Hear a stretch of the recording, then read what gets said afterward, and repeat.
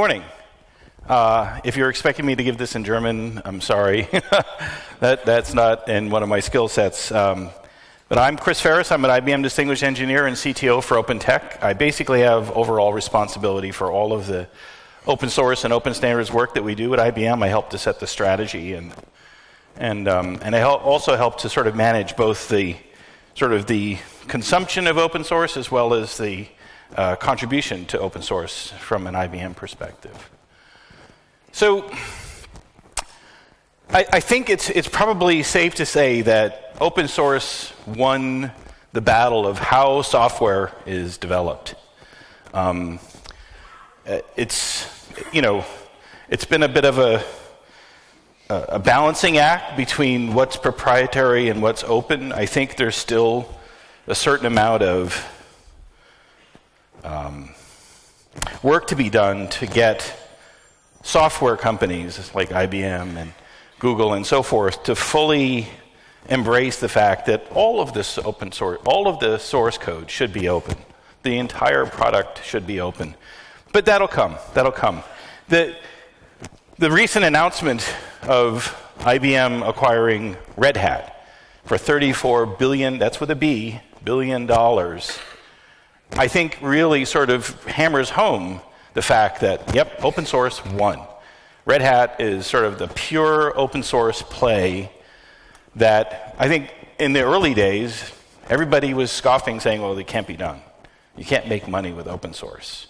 I spend my entire, or not in my entire time, but I spend a good amount of my time trying to convince people that, yes, you could make money with open source, right? You don't have to have differentiating features. You have to deliver software. You have to package it up. You have to support it and sustain it and integrate it with other things, but you don't have to make it unique to your own brand. So I think the transition that's happened over the past couple of years especially has been that not only are the major vendors and so forth contributing to open source, but consumers of technology are starting to contribute to open source. So enterprise companies, whether it's manufacturing or banking or insurance, are starting to contribute to open source. In fact, it's pushing to about 50% of companies are actively encouraging their developers to contribute to open source. And they want to do this, and it's not just the altruistic aspects of things, but they recognize that the skill sets that people need in technology today are being they're being developed through participation in open source.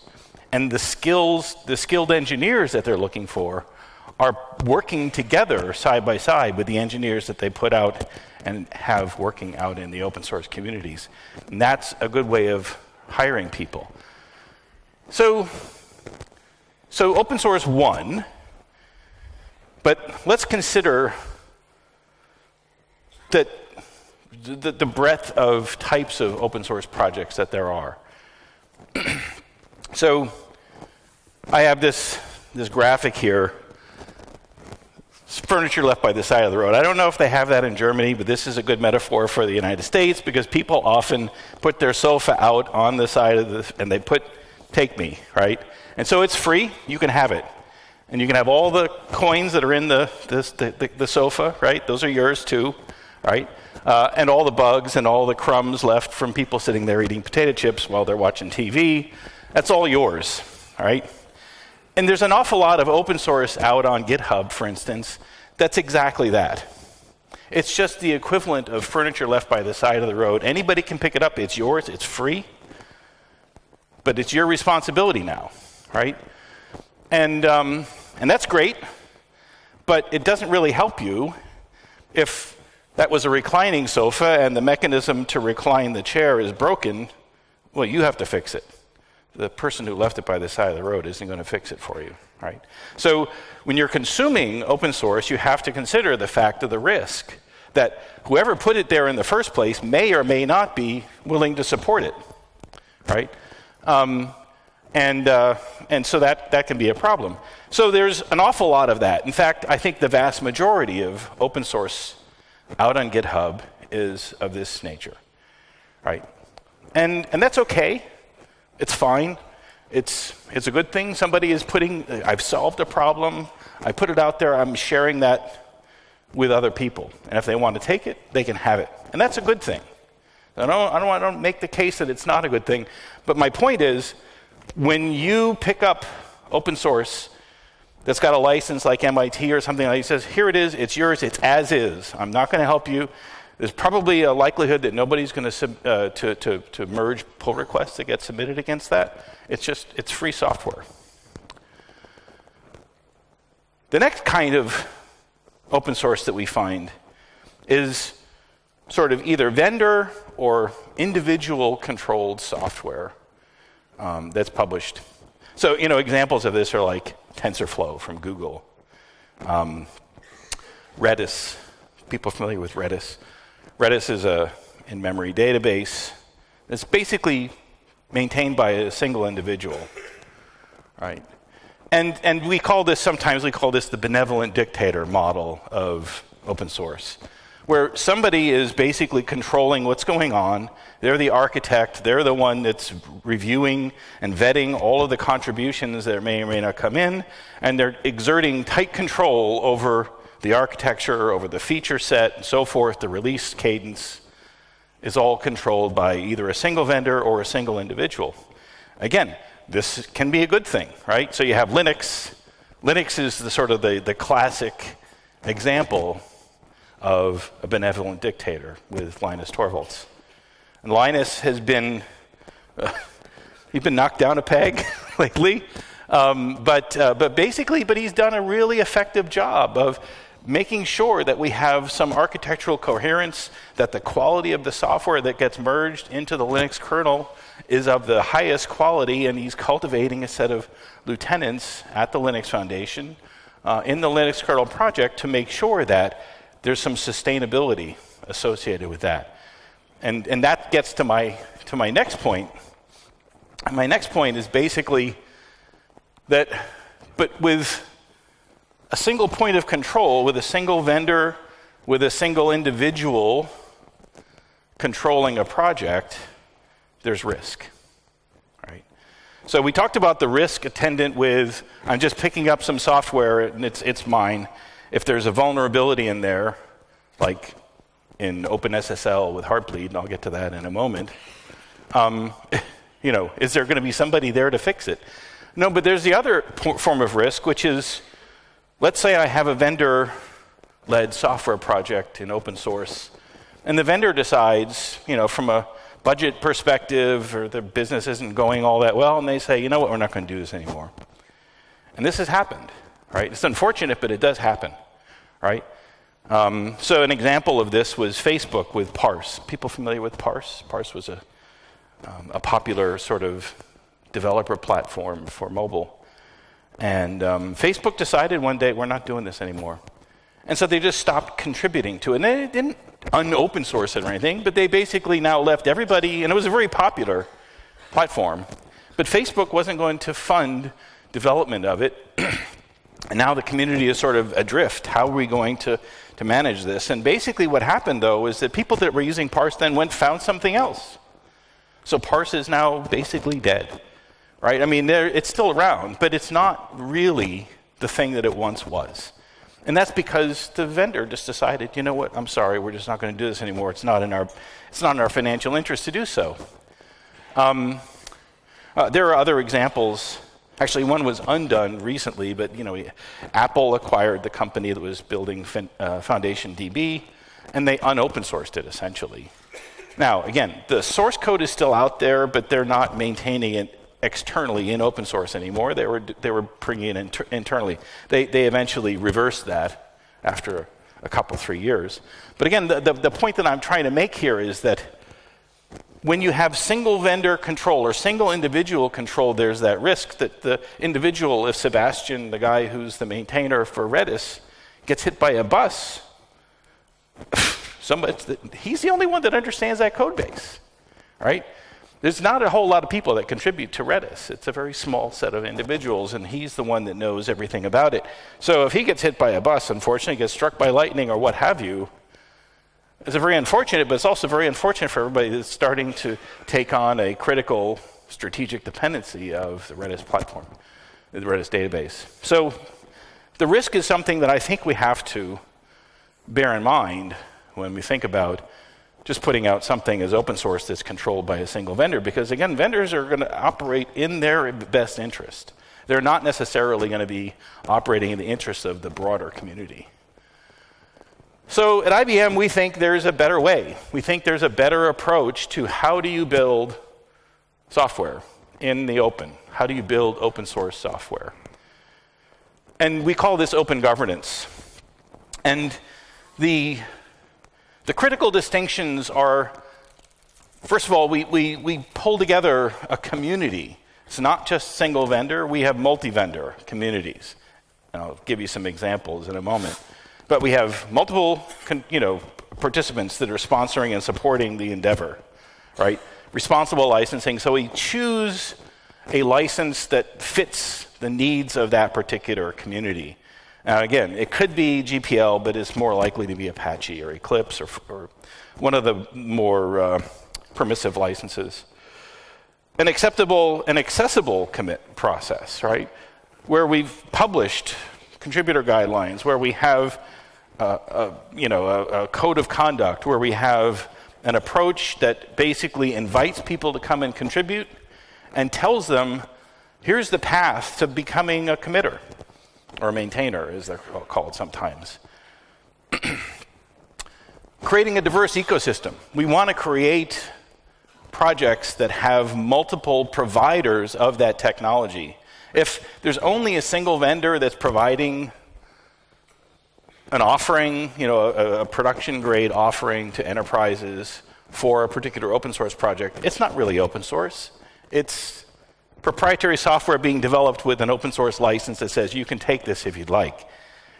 But we like to have communities that actually establish a diverse ecosystem that essentially are establishing that code base as a de facto standard. And in fact, a function of what we're trying to achieve here is to sort of take the traditional developing of open standards by a bunch of guys and gals going to diverse locations all over the globe, sitting around a table, writing a specification that they then hand down to the engineering department and say, please build me one of these. And then each of the vendors goes off and builds a piece of software, and lo and behold, they don't interoperate because people interpreted the text, the prose of the specification differently. So we think open source is a better way of doing that, and we'd like to be able to create this sort of diverse community, this diverse ecosystem of offerings. We like this notion of a participative meritocracy. And I know in open source, a lot of people, they don't like the term meritocracy. And I think that the arguments around that are valid, but the reality is that you do want to basically encourage people to sort of earn their stripes in those communities and earn the rights of being able to sort of become a committers and so forth. And we do that by participating. And again, there's many ways that you can participate. And we call this collectively, we call it open governance. And historically, this has been the most successful approach to open source. In fact, there have been studies done that have demonstrated that projects that are developed under open governance, whether it's Apache, Eclipse, Linux, Mozilla,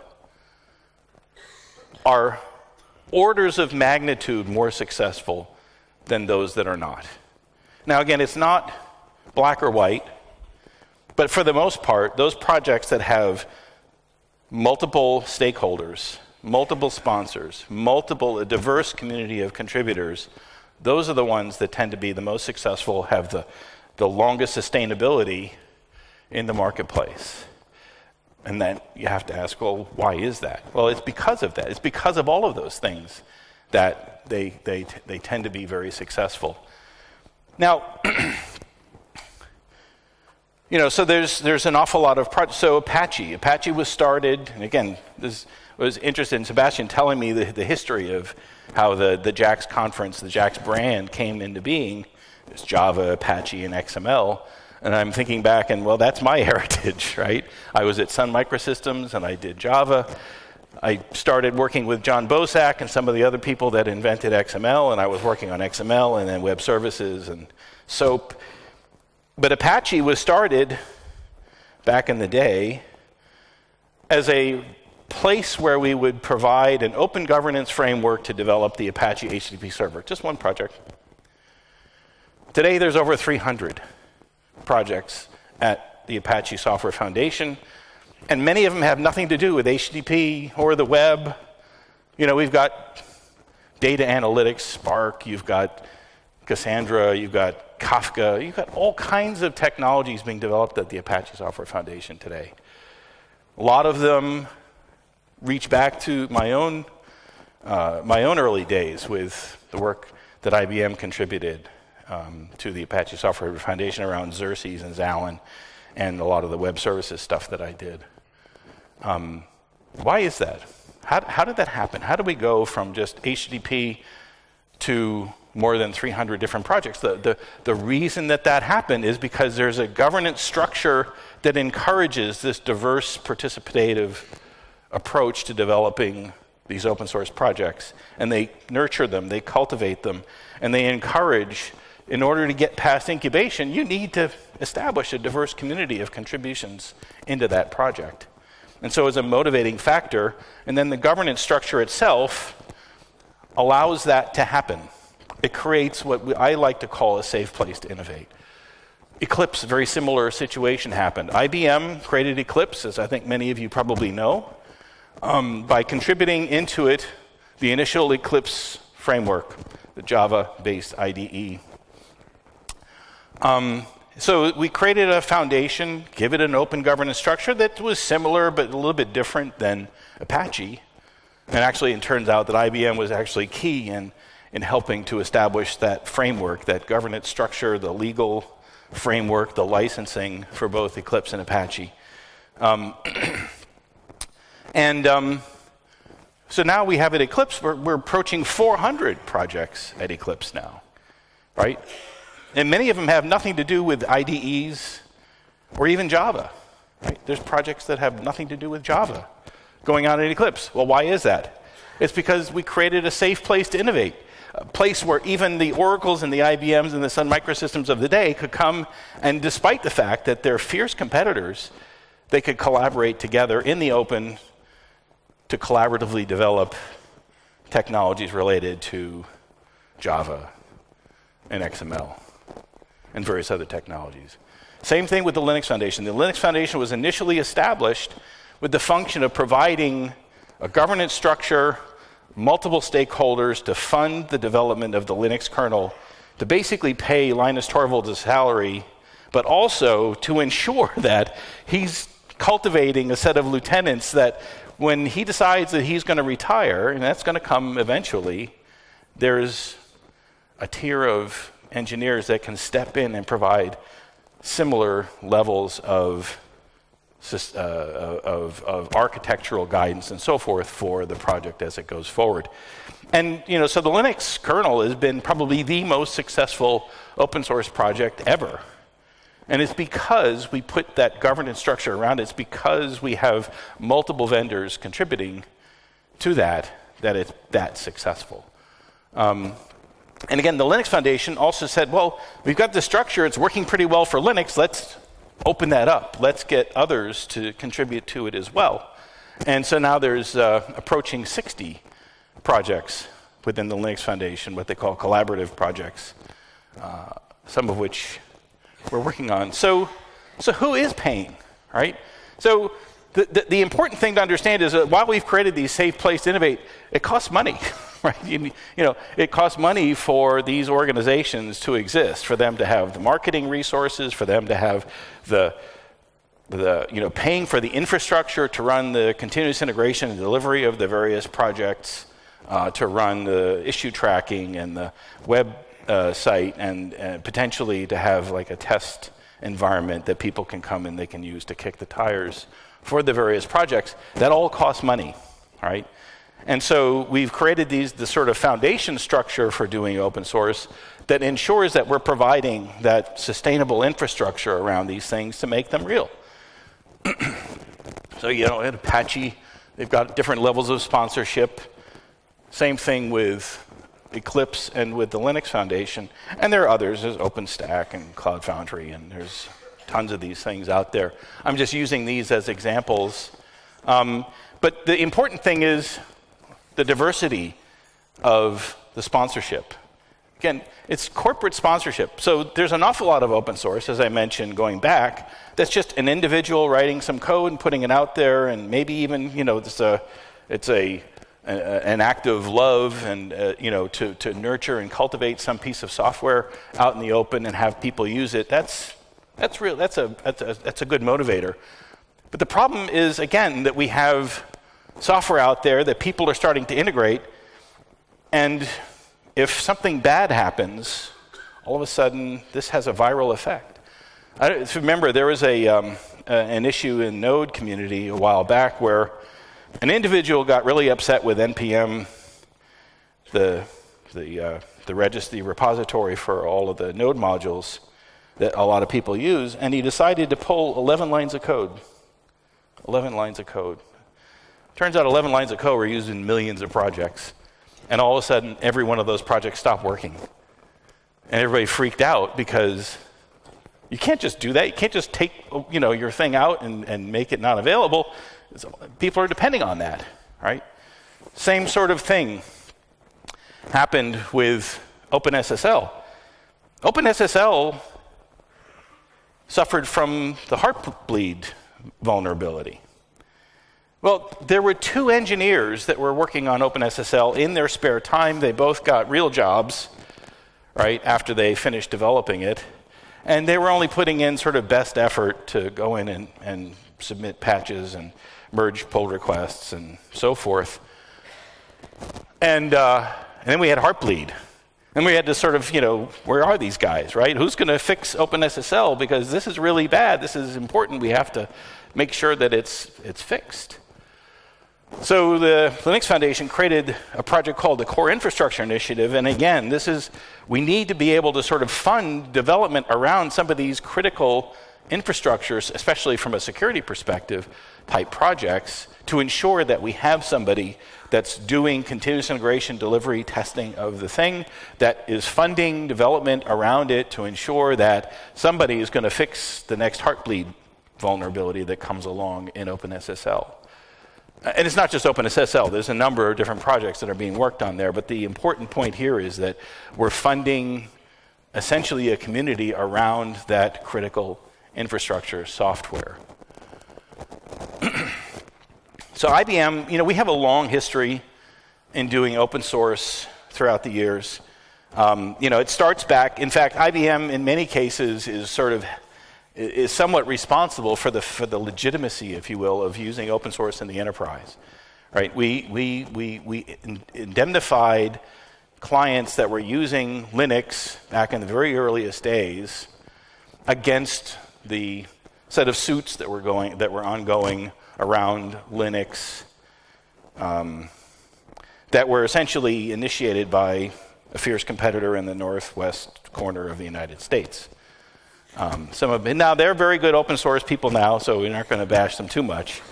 But that was a problem back then, right? They were trying to defend their operating system, and Linux was perceived as a threat, and so they were trying to use legal means to attack that. And in fact, one of the ways that they chose was to say, okay, if you consumer, if you enterprise user are using this, you're violating some of our patents, you owe us money, right? Not just the vendor that sold you this software. And that was a problem. So IBM said, well, you know what? We got you covered. Client, if you want to use Linux, go ahead.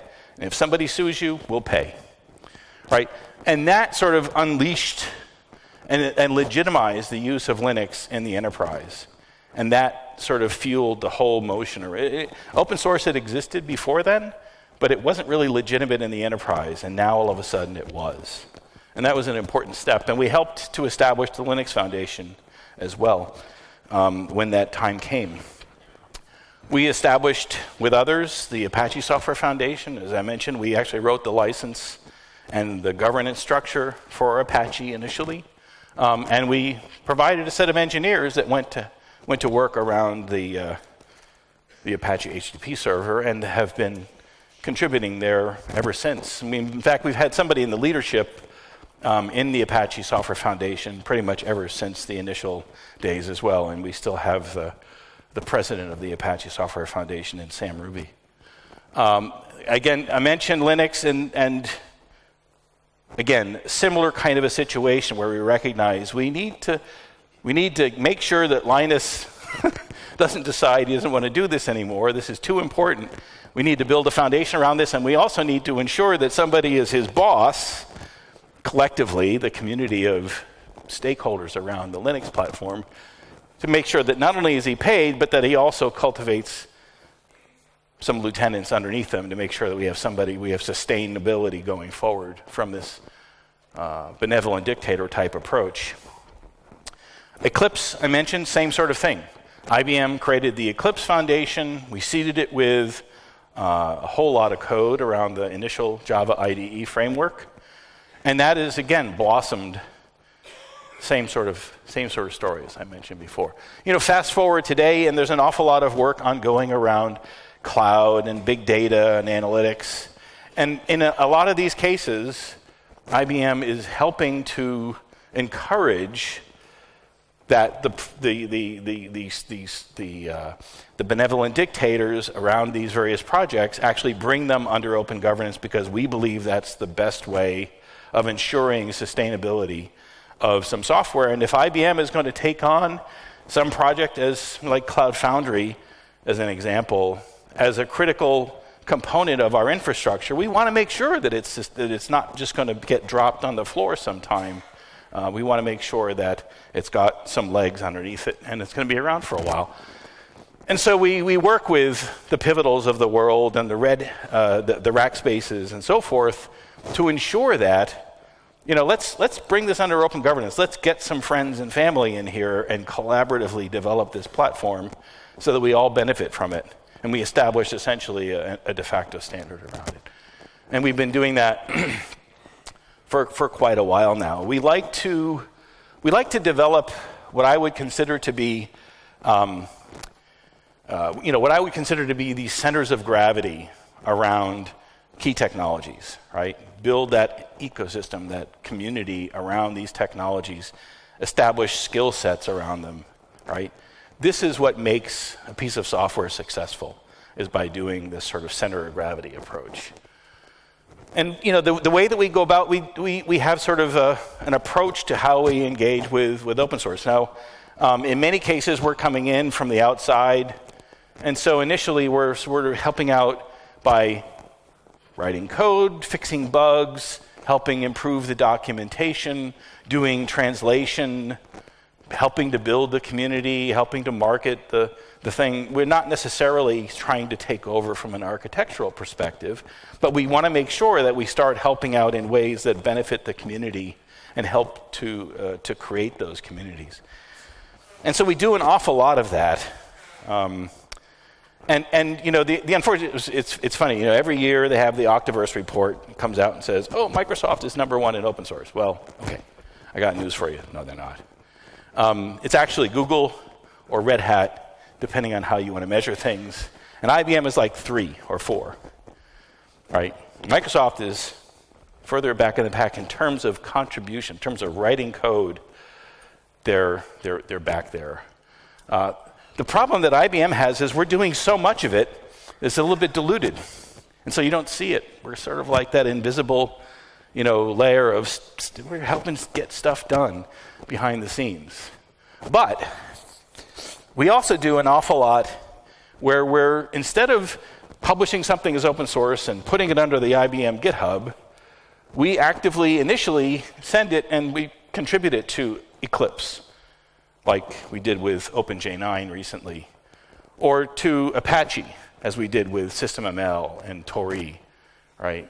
Or to the Linux Foundation, as we did with Hyperledger Fabric, the blockchain platform that I'm actually working on presently.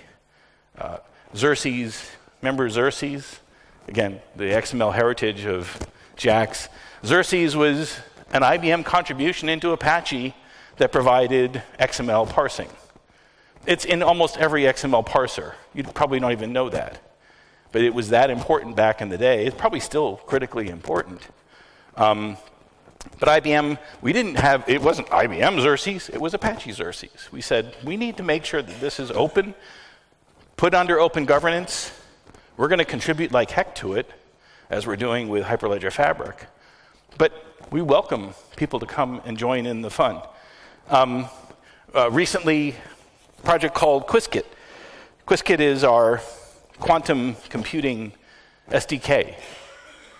Put that out there as open source. Now, we didn't contribute that anywhere yet. That's under the IBM brand, if you will. Open Power, another example. But my point with this chart is to sort of show you that while we don't have a VS Code under the IBM GitHub, it doesn't mean that IBM isn't doing really significant work from an open source perspective. It's just that we actually actively work to make sure that we don't make it about IBM J9. We want it to be open. We want it to be Eclipse Open J9, right? Because that's cultivating that open governance is important to us. We also feel very strongly that, there's three different approaches to how you can deal with open source. You can have open source where you just go down, you go to GitHub, you download it, and as they say, some assembly required and batteries not included. Right? This is what you get if it's just plain old open source. It's your responsibility. You have to install it, develop it, maintain it, and so forth. Then there's the type that basically puts some sort of proprietary wrapper around it and hides the fact that there's any open source in there at all and doesn't allow you access to the APIs and so forth for the open source. And that assures vendor lock-in, right? It's using open source, that's great, but it's assuring vendor lock, and that's the thing that most people want to avoid when they pick up and start using open source in their enterprise. And then there's the partner aspect where, like with Red Hat, as with IBM, where we focus on, yes, we're incorporating this open technology, but we do so in a way that preserves the access to all those APIs, that ensures that as we continue to evolve Cloud Foundry or Kubernetes or Hyperledger Fabric, that you have access to all of those APIs. We aren't hiding them. We're not adding in secret sauce that makes it work. It's all open, and anybody can create a business. So, most recently, again, I've been working on Hyperledger Fabric. That's my my day job from an open source perspective these days. And, so we have an offering around Hyperledger Fabric. We call it the IBM Blockchain Platform. And then all of a sudden, Oracle came up, and they have the same, pretty much a very similar offering. And all my executives are like, what the heck did you just do? You enabled a competitor. And I said, that was the whole plan. We want to create that ecosystem. We want it to be multi-vendor, right? So this is a good thing, not a bad thing. So I've written a paper with my colleague Todd Moore. If you click on this link, or if you look at that link there, and I'll share the slides after, and we can post them someplace, I guess, at best, right? And you can also Google this. If you type in IBM approach to open technology and hit I'm feeling lucky on Google, you'll get this paper. And this basically gives the longer version of my talk. It talks about our approach, some of the things that we've done. We've got an awful lot of good content on IBM's GitHub organization. Unfortunately, IBM is also a little bit passive-aggressive, and every brand and every division in IBM has their own GitHub org. And so IBM is scattered all over the place. We actually do have a link there, the IBM GitHub.io, and you can actually find all of the repositories, about 1,300 of them.